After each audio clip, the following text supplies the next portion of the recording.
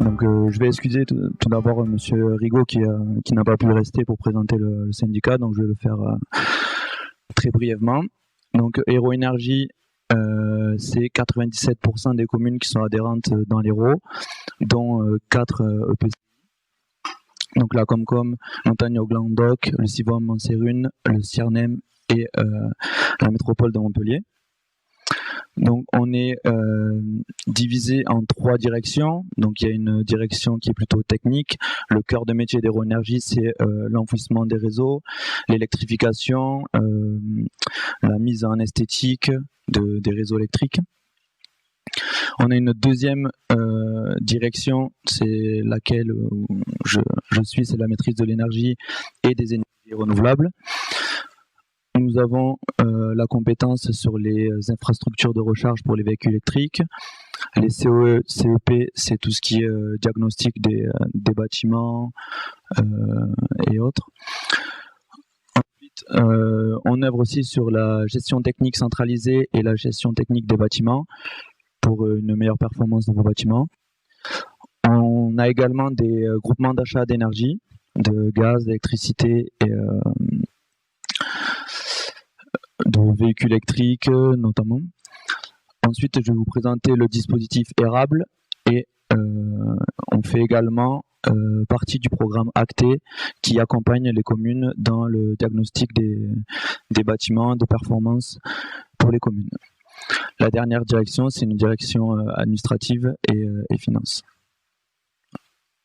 Si vous pouvez passer, ouais. Alors, en ce qui concerne le dispositif Érable, l'ADEME s'est appuyé sur Hérault Énergie par rapport à la connaissance qu'on a sur le patrimoine communal de l'Hérault. Donc à savoir que c'est le premier contrat territorial et national qui a été signé dans le cadre des énergies renouvelables par Hérault Énergie. Ouais. Donc Érable, c'est un contrat qui est entre l'ADEME, nous-mêmes Hérault Énergie et le conseil départemental de l'Hérault. C'est un accord cadre de 3 ans qui est renouvelé une fois. Donc il a commencé en 2017 jusqu'en juin 2020, il a terminé. Et là, donc j'ai mis octobre 2020, mais c'est en cours de négociation. On ne sait pas quand il va reprendre, mais ce sera jusqu'en fin 2023. Donc dans ce contrat, il y a des objectifs de chiffres en fonction des consommations et également sur le nombre de projets à porter. Donc Érable, tout simplement, c'est la contraction de Hérault renouvelable. Voilà. Donc notre rôle dans ce dispositif, c'est dans un premier temps d'animer et d'impulser les communes à se tourner vers l'usage des énergies renouvelables, que ce soit pour le neuf ou la rénovation. Donc la deuxième étape, qui est la plus importante, c'est l'accompagnement des projets pour les communes, que ce soit lors des études, mais également lors de la recherche de financement, études de faisabilité. On a également la possibilité de porter le projet en tant que maître d'ouvrage délégué. Érable se constitue de 3 énergies. Le solaire thermique, mais actuellement on n'a pas encore de projet, nous n'avons pas assez de projets ni de moyens pour le moment. Le plus gros, c'est le bois énergie. On a une quarantaine de projets qui ont été développés sur tout le département. J'ai apporté des fiches techniques, je les laisserai là pour plus tard. Et ensuite, voilà, ce qui vous importe, c'est la géothermie. Nous avons accompagné la commune de Gijan sur leur groupe scolaire. Donc là, pareil, sur notre site, il y a également les données techniques. Le conseil départemental de l'Hérault est à l'étude sur le sujet. Donc ils ont des bâtiments qui vont être peut-être installés en géothermie. Et ensuite, le bâtiment de Hérault Énergie à Pézenas qui est en géothermie. Oui. Oui. Voilà. Merci. Donc ensuite, au niveau des recherches de financement, j'ai rajouté que c'était une évolution annuelle parce que là, j'ai noté l'ADEME avec le Fonds Chaleur, la région, le conseil départemental et nous-mêmes, mais ça évolue. Ça évolue également entre les projets. Donc là, dans le tableau, voilà, c'est en fonction du type d'installation que vous souhaitez. Nous avons un pourcentage d'aide qui va en conséquence. Donc il y a des aides pour les études, mais également pour l'investissement. J'ai obligé de rajouter pour toutes vos questions sur Érable et tout ce dispositif, les aides, je mettrai coordonnées, mais c'est Monsieur Pellissier qui n'a pas pu se joindre à nous. Donc c'est pour ça que je fais un peu le porte-parole, mais mon cœur de métier, c'est plutôt les bornes de recharge pour les véhicules électriques. Donc veuillez m'excuser si je suis un peu... Alors pour le dernier point, donc c'est le suivi de l'installation. Nous avons une personne à Aéroénergie qui suit et qui pilote les chaufferies, tous les bâtiments avec de la GTB, GTC. Donc on sait en temps et en heure, entre guillemets, les consommations et on peut programmer en fonction des plages horaires du bâtiment pour piloter l'installation au mieux. Donc les points clés de la géothermie dans le dispositif Érable, c'est tout d'abord notre connaissance du patrimoine énergétique, si je puis dire, des communes de l'Hérault. Ensuite, c'est de savoir le potentiel géothermique du sous-sol. Pour cela, donc, s'appuyer sur des études de faisabilité, des tests de réponse thermique et ses pompages. Et également, on s'appuie sur la garantie Aquapac avec des entreprises qui sont qualifiées Califorge et Calipac. Ensuite, dans le dispositif Érable, on pilote également les installations avec une télégestion et on souscrit un contrat de maintenance pour assurer la performance le plus longtemps possible. Donc voilà, j'en ai terminé. J'ai rajouté les contacts. Donc Simon Pellissier, c'est le technicien qui s'occupe de Érable pour Aéroénergie. Cassandre Rigaud s'occupe plutôt de la communication, mais également des aspects administratifs.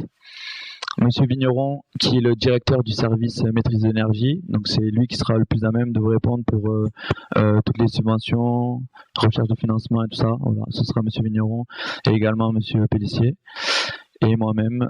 Si jamais vous avez d'autres questions, mais voilà, moi c'est plutôt, comme je vous l'ai dit, dans Aéroénergie, je m'occupe voilà des bornes de recharge.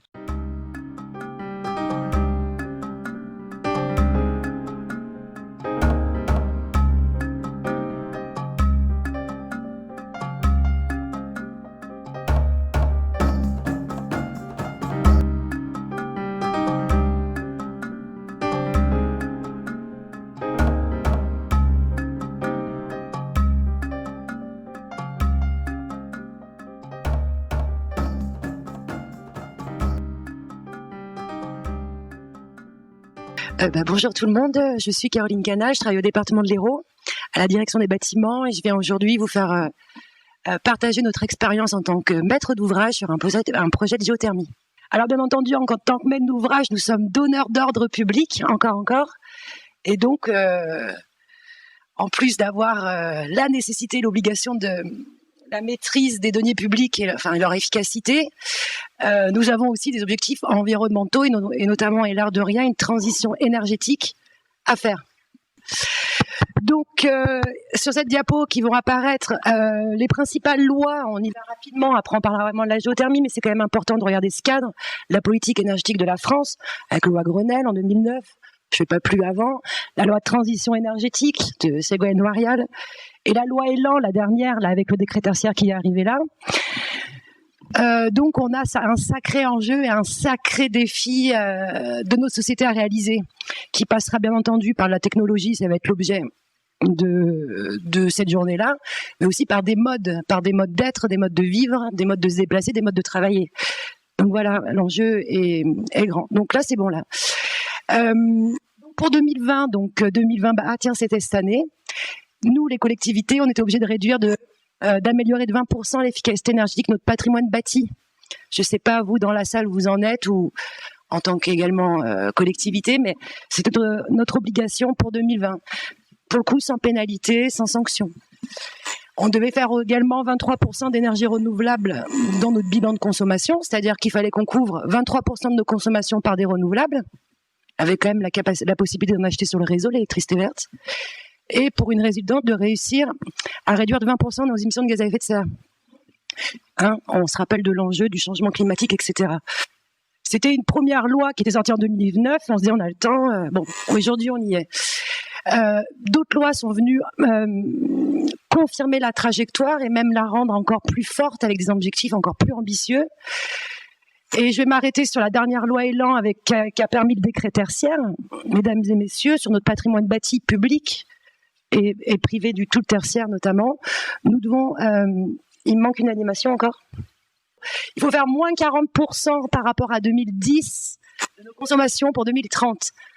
Moins 50 pour 2040 et moins 60% pour 2030. Donc, c'est-à-dire, moins 40%, c'est soit on enlève 40% de nos surfaces, soit on travaille à même surface, mais il faut être efficace en énergie. Donc, il y a du boulot. Voilà, donc on peut passer à la diapo suivante. Ah bah les voilà. Vous les aurez comme ça vous avez ce diaporama de la politique énergétique de la France. Donc le patrimoine de l'Hérault, nous sommes un grand gestionnaire immobilier puisque nous avons 80 collèges, ce n'est pas rien, en moyenne à 5 000 m² un collège, et nous avons de nombreux sites départementaux, 150, mais 106 pour lesquels moi je vois passer des factures d'énergie. Donc la facture énergétique de notre patrimoine bâti est de 4,7 millions d'euros annuels, que de l'énergie, je ne parle pas de maintenance. On a 580 m² à entretenir, ça c'est les données 2010. On a une facture, on a 54 gigawattheures en énergie qui correspond à peu près à 2700 logements par an, tout quoi, vraiment les compteurs logements. Et on a un taux de couverture d'énergie renouvelable, on avait en 2010 0,6%. Voilà. Donc ça, c'était la photo. Il faut toujours avoir une photo avant de partir, parce que c'est à partir de cette photo qu'on analyse, qu'on documente, qu'on est capable de suivre une trajectoire. Et pour le coup, celle qui nous est dictée par la loi. Donc, qu'est-ce qu'on a fait, nous ? Voilà, on se positionne, et donc c'est un peu... Alors, je vais essayer d'utiliser ça. Voilà. Donc là, on revoit les lois. Je vous ai mis que l'indicateur d'efficacité énergétique, parce que c'est en kilowattheure par mètre carré. Et donc, les différentes lois. Et donc, nous, on regarde d'ailleurs maintenant celle-ci. Pour 2020, là, je vous ai mis, on a, bien entendu... Avant de faire, il faut connaître, il faut avoir ses factures énergie, cette comptabilité, la suivre, parce que ça permet de voir où on est, et puis ça permet aussi de mesurer nos actions. Si on fait des travaux sur un bâtiment de rénovation et qu'on ne suit pas les consommations d'énergie, on ne peut pas vraiment voir après l'objectif de réduction s'il a été atteint. Donc nous, en 2010, donc c'était notre situation de zéro départ. 2019, on a fait moins 18%. Donc c'est quand même pas mal. Et vous allez le voir pourquoi, et ça va être le projet géothermique que je vais vous proposer. Depuis 2010, on avait pris en compte la loi Grenelle, on avait fait une programmation pluriannuelle des investissements pour améliorer les enveloppes bâties, pour rénover nos chaufferies, les différents usages. Après, voilà, on continue, et notamment la mise en place de contrats de performance énergétique. Alors, je vous en parle rapidement parce que c'est pas le lieu de la journée, mais c'est dans le cadre duquel on a pu voir naître à l'hôtel du département de l'Hérault un joli projet de géothermie. Voilà. Donc, passez à la prochaine, s'il vous plaît. Slide. Voilà. Hop. Donc, quand même, je vous ai parlé de notre patrimoine, mais notre hôtel du département mange 1/8 des consommations totales. Donc, c'est énorme. Il faut dire qu'il y a 40 000 m², il y a 1200 agents, on a une jolie densité sur place, quoi. Il est plus facile de faire des économies sur des grands bâtiments que plein de travaux dans plein de petits bâtiments de 200 m². On voit la logique. Donc, tout de suite, là, on voit que ça présente un beau gisement d'économie et un bon objet sur lequel travailler et mettre en place tous les objectifs. Donc, on a un autre bâtiment que vous connaissez peut-être, qui est remarquable, qui est le bâtiment des archives à Pierre-Vive. Ce grand bâtiment-là.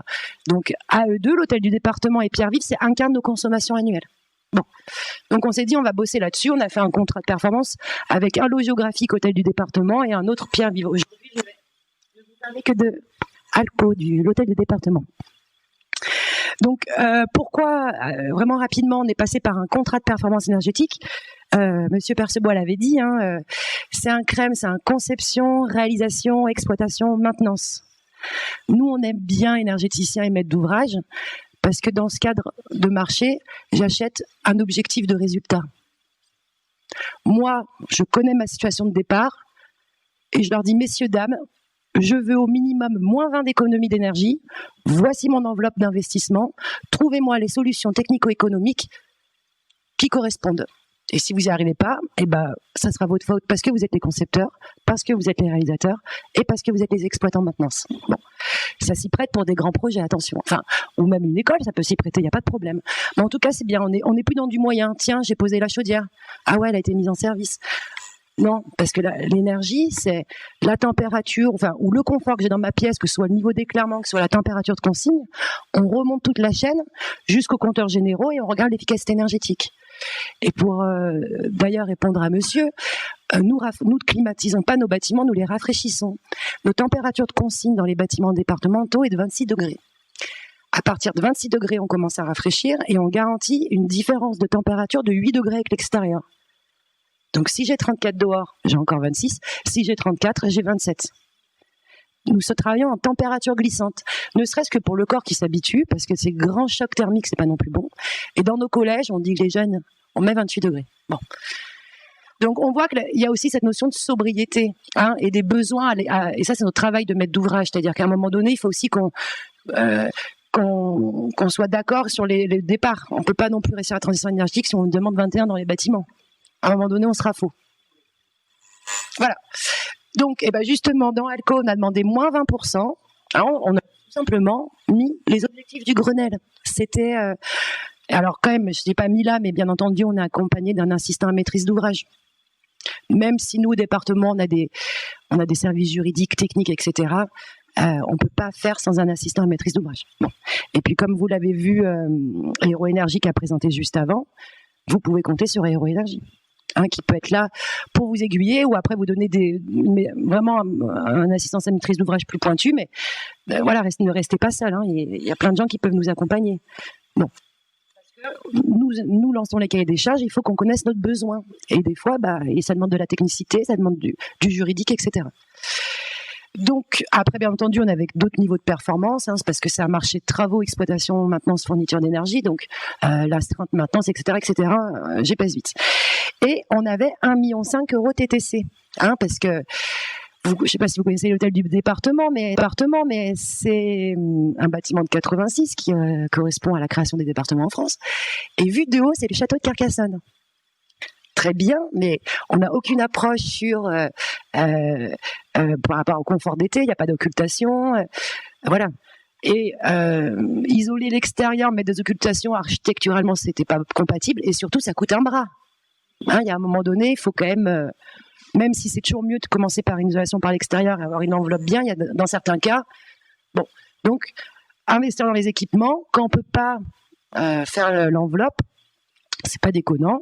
Et vous allez voir nous sommes allés au-delà des 20% d'économie d'énergie. Donc, on a eu un AMO pendant 1 an, il a vu le site, il a documenté, il a fait une analyse, il nous a aidé à estimer un budget, à lancer la consultation. Et donc, voilà, c'était un dialogue compétitif, 3 équipes, etc., qui ont répondu, hein, parce que nos exigences, elles étaient quand même hautes, mais il y a quand même eu des candidats, donc c'est quand même faisable. Et on a signé le contrat de performance à l'été 2017, donc nous avons déjà 3 ans de recul, pour une durée de 8 ans, hein, 2 ans de travaux et 8 ans d'exploitation de maintenance. Super, donc c'est Dalkia qui a gagné le marché. On avait des gros, on avait aussi Engie, on avait Veolia. Et donc, ils se sont dit, écoutez, parce qu'après, c'est celui qui a la meilleure offre. Moi, pour 1,5 million, je ne vous fais pas 20%, mais je vous fais 26,8% d'économie d'énergie. Et pour l'atteindre, ma proposition technique et économique, c'est la géothermie. Donc, c'est-à-dire que si Dalkia, c'était les seuls qui nous l'avaient proposé, mais ils ont gagné le marché, ils ont réussi à nous faire ces 20% et à être compétitifs, parce que même si on a 40% coût global et pas prix d'investissement, 60% technique, ils ont été très compétitifs avec une solution géothermie. Hein, les autres restaient sur un cycle gaz-condensation type qu'on avait même déjà, bref. Donc, c'est quand même une première réponse. Alors après, bien entendu, on a travaillé sur les équipements, on a travaillé sur tout l'usage ventilation avec les moteurs à vitesse variable, toutes les régulations, toute la supervision pour mieux piloter au plus près, sur la partie hydraulique, les pompes, etc. Enfin, il y a eu tout ce travail-là. Hein, il y a du relamping et aussi des ombrières photovoltaïques avec des bornes de recharge. Bon, bref. Donc, quand même, pour vous donner un peu une idée des coûts, et puis après, on verra à quoi ça correspond, mais bref. C'était 1,8 million parce que nous, on a dit 1,5 million après subvention. Donc, on avait aussi transféré le risque financier de non-obtention de la subvention. On en fera plus, c'était un peu galère, notamment avec le FEDER, parce que le FEDER n'aime pas donner de l'argent à Dalkia, même si au final, ça bénéficie aux collectivités. Donc, heureusement que l'ADEME a été présent. Mais bref, avant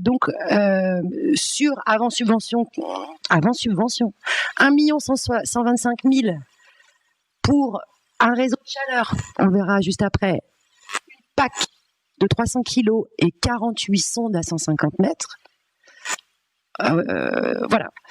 Donc, le réseau de chaleur, ça connecte l'hôtel du département, le restaurant administratif, la maison du tourisme, et on est en train de créer un nouveau bâtiment de 6000 m² sur notre site, qui n'aura aucune production et qui va être rattaché à ce réseau. Alors là, c'était fastoche parce qu'on était chez nous. Hein. Après, on a quand même trouvé un deuxième client, les Gîtes de France, qui ont 100 m² sur les 40 000, pour avoir 2 sirettes et bénéficier de l'optimisation fiscale du réseau. Bon, bref. C'est un peu flou, mais c'est ce que je vous disais. Donc là, on voit le réseau. Donc là, on a nos champs de sonde, nos 48 sondes, 250 mètres de profond. 150 mètres la sonde, ouais, pardon. Donc, ils sont toutes sur notre parking administratif avec un collecteur, ça va à la chaufferie. Ça a été, à l'époque, pas vraiment dimensionné en froid parce que jusqu'à l'été dernier, il n'y avait aucune production de froid sur le site. Bien entendu, nos collègues qui avaient des fois des plus de 30 degrés demandaient un droit de retrait à juste titre. Donc maintenant, on s'est mis à climatiser, à rafraîchir, pardon. Et c'est encore mieux parce que pour moi, l'intérêt de la géothermie, c'est de faire les deux. Ne serait-ce parce que si on fait que du chaud, à force, le sol, il devient plus froid et on perd les rendements. Bon, moyennant peut-être des espacements de sonde ou du restockage via du Eurovia. Mais quand on a les deux besoins simultanés, notre sol, il se rééquilibre en fait sur l'année. Donc c'est pour ça que c'est important. Et donc là, on met du froid maintenant partout dans l'hôtel du département. Voilà. Bon. Mais on rajoute un besoin. Mais ça sera un froid qui sera géothermique. En partie, parce qu'on rajoute beaucoup. Donc voilà, alors on propose nous une visite de site. Vous verrez avec vous, parce que je me souviens plus de la date en tête, mais on peut vous faire visiter nos installations, notre GTB si vous avez des questions, ou sur la procédure, sur des contacts, n'hésitez pas. Hein. On peut passer, parce que là je vais vous parler du bilan maintenant. Voilà, parce que ça fait 3 ans, on peut passer la diapo. Voilà. Alors oui, ADEME et Région FEDER et Europe qui nous ont financé ce projet. Donc FEDER sur les ombrières photovoltaïques, 100 kg. Voilà. Donc on a mis en service la pompe à chaleur au début de la saison de 2018, donc c'était novembre. Donc là on a déjà 2 saisons de chaud, une saison de froid complète et on va finir là la saison de froid complète. Donc on a des chiffres. Alors moi, bien entendu, l'objectif d'économie, on a été assez intelligent pour la mettre au compteur concessionnaire. Parce qu'il n'y a pas de problème, vu que la donnée des consommations, c'est Enedis ou GRDF pour le gaz. Donc on va pas se battre sur du comptage, quoi. Et donc, aux données compteurs, et bien entendu avec des corrections climatiques et d'usage, ce qui est normal, puisqu'une année n'est pas comparable à l'autre. L'année 1, on avait enregistré moins 9%. L'année moins 21. Et Aya, cette année, donc c'est un exercice qui va du 1er août au 30 juillet, parce que c'est le contrat, 31 juillet, on a atteint 27% d'économie d'énergie. L'hôtel du département est Grenelle compatible. Voilà. Alors maintenant, il faut aller plus loin. Et alors maintenant, pour vous donner les COP. Alors c'est un COP saisonnier. Qu'est-ce qu'on a fait? On a regardé. COP, c'est chaud. EER, c'est froid. Sur la saison de chauffe 2019-2020, on a compté toutes les calories envoyées dans le bâtiment et dans le réseau, enfin dans le réseau de chaleur, et on a divisé par toutes les consommations électriques du tableau électrique et la pompe à chaleur, donc qui comprend aussi les pompes, etc. On a 4,45. Donc c'est très bon. C'est-à-dire que, comme vous disiez, 1 kWh électrique permet de créer 4,45 kWh chaleur à l'année, sachant qu'en début de saison, on est au-delà, en intersaison, on est encore au-delà, enfin bref, ça c'est le global. Et pour le froid, on est à 4,61. Voilà. Donc, et là, c'est du mesuré compteur, on n'est pas, je vous parle pas du rêve sur des capacités ou d'objets, voilà, on l'a mesuré, etc. Donc, nous, on est très contents de cette opération. Alors, c'est quoi ça? Oui, parce que j'ai après maintenant le rendu économique, hein, parce que, et environnemental.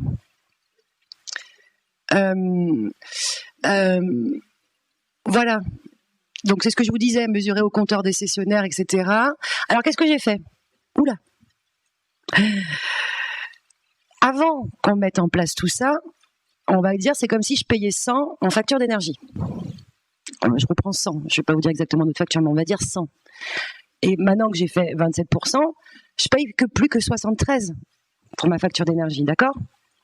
Et entre 100 et 73, c'est mon non dépensé. D'accord? Et ce non dépensé, je l'ai comparé à l'investissement et au bout de combien d'années je récupère mon investissement? Et bien, au bout de 14 ans.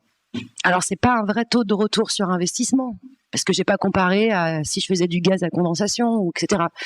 C'est que moi, au bout de 14 ans, que sur la facture d'énergie, j'ai rentabilisé mes investissements et en plus, je continuerai à faire mes économies. Donc voilà.